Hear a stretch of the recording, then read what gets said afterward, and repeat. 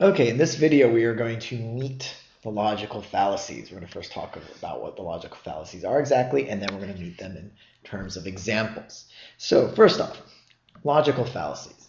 There is actually formal logic here that deals with logical fallacies. And in formal logic, names, Latin names, scary sounding Latin names are given to different types of logical fallacies. The great news for us here as revised GRE students on the AWA, we do not need to know that whatsoever. We simply need to note that the argument is not valid for a certain reason. However we decide to phrase that is the key, because the GRE is not testing our ability to know Latin words for logical fallacies, but really they're testing the way we think. They want to know, can we identify the holes in this argument?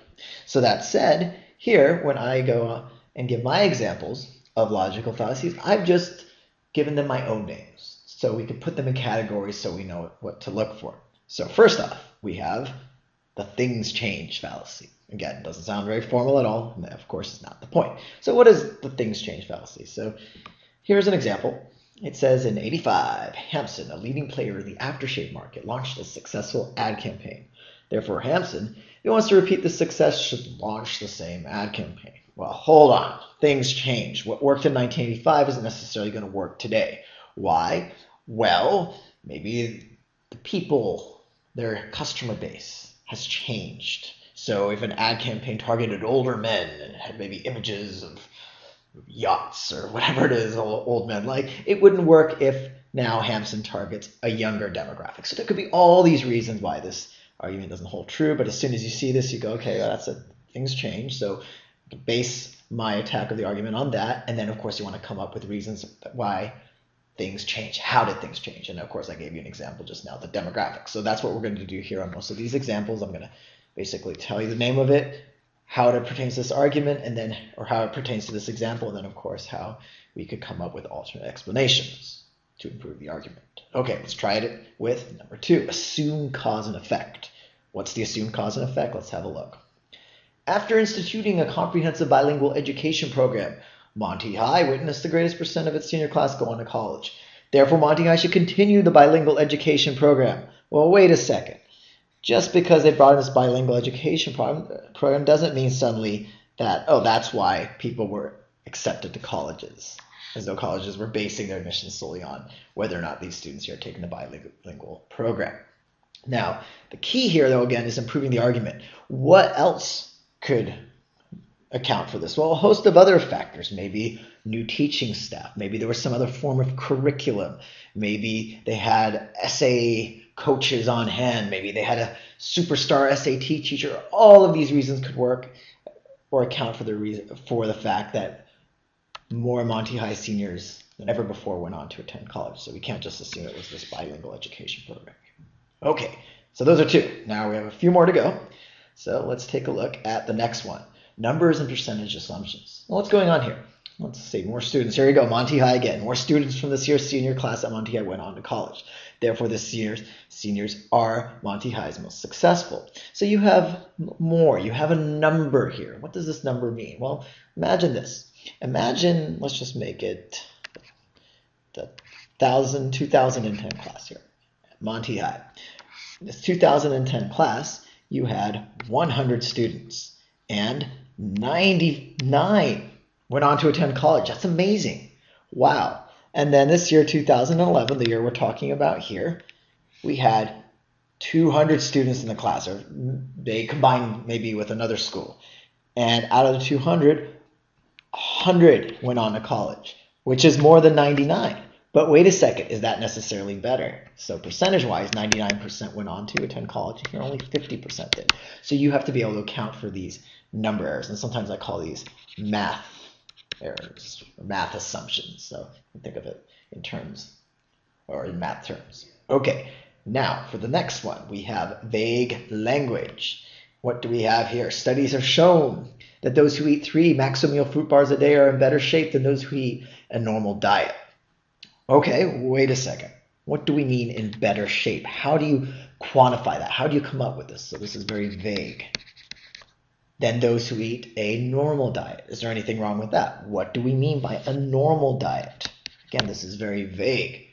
So we need to be able to pick up on those terms and say, what does it mean to be in better shape? And then delve into that, show how that can be a hole in the argument, because they may say, oh, better shape means that they run more. Well, how is that better shape? So, of course, try to take apart the argument based on these things. Don't just say, oh, the language is vague, end of story. No, the language is vague.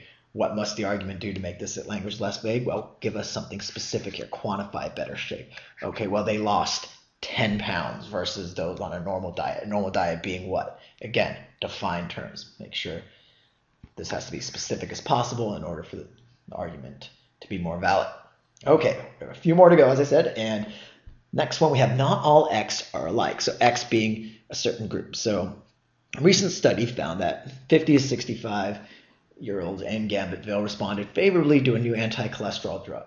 Therefore, 50 to 65-year-old males in Smugsburg will also respond favorably to their drug. Okay, so it is assuming what? That the 50 to 65-year-olds in Gambittville are the same as the 50 to 65-year-olds in Smugsburg. Now, obviously, there's going to be significant overlap. They're both males, same group. However, there can also be subtle differences. So what could be some subtle differences? Or maybe they're not even that subtle. Maybe Gambittville is in a part of the country where they're fond of very rich, heavy foods. And Smugsburg is maybe more similar to where I live in California, where people are very much into eating healthy and fitness. We don't know, but you can't compare one group to another group in a different country. They're not alike, or a different city in this case. They're not alike in all cases. And so, of course, you want to come up with some alternative explanations. Okay, so next one is don't trust a survey. And this one's pretty typical. You can kind of see this one coming from a mile away. So it usually says according to some sort of survey. So according to the latest survey, the residents of Monroe Town are unlikely to commute to neighboring Jacksonburg unless a new highway is constructed. Therefore, the highway should be constructed.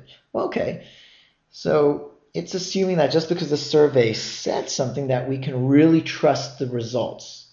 So did it poll all of the residents from the town? Maybe just specific ones. And even if it polled all the residents, just because these residents say something that, oh yeah, we're going to start commuting if this highway is constructed, doesn't mean they're actually going to start commuting once the highway is constructed. So again, that's what you want to look for. And then finally, we have here, apples aren't oranges. And I call this the different cities. And you'll see why in a minute. But the idea that you assume two things are alike, but they're not, because apples aren't oranges. And what do we have here? We have, since building a subway system, Gaptown has been able to cut down on its citizens' average commute. Therefore, Percyville should also build a subway if it wants to reduce the average commute for its citizens. Okay, so what's going on here? Well, we're assuming that what works for Gaptown, the subway system right here, is going to work for Percyville. So therefore, because it worked in Gaptown, it should work in Percyville, this subway system. But wait a second. How do we know that's the case? Maybe Percyville and Gaptown are very different.